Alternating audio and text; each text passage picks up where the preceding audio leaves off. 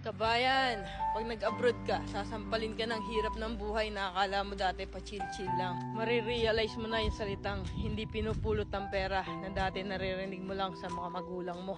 Marirealize mo na wala kang dapat pagkatiwalaan dito, kundi sarili mo. Marirealize mo na ang 5 oras na tulog ay sapat na para may paglaban ng isang araw na pagtatrabaho. At matututo kang pahalaga ng bawat sentimong sinasahod mo. Matututo kang magtiis at magpasensya kahit minsan ikaw ang nasa tama.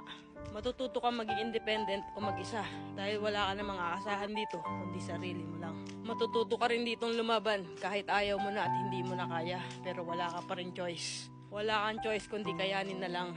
Marirealize mo na hindi pala totoo yung sinasabi nila na masarap ang buhay dito sa abroad.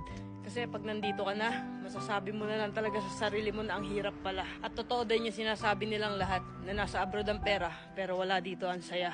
Kaya sa mga nagbabalak mag-abroad dyan, patibayan ng loob dito at bawal ang mahina, bawal ang sumuko. Kasi dito mo mararanasan ang realidad ng buhay kung saan patatagan ng loob ang labanan.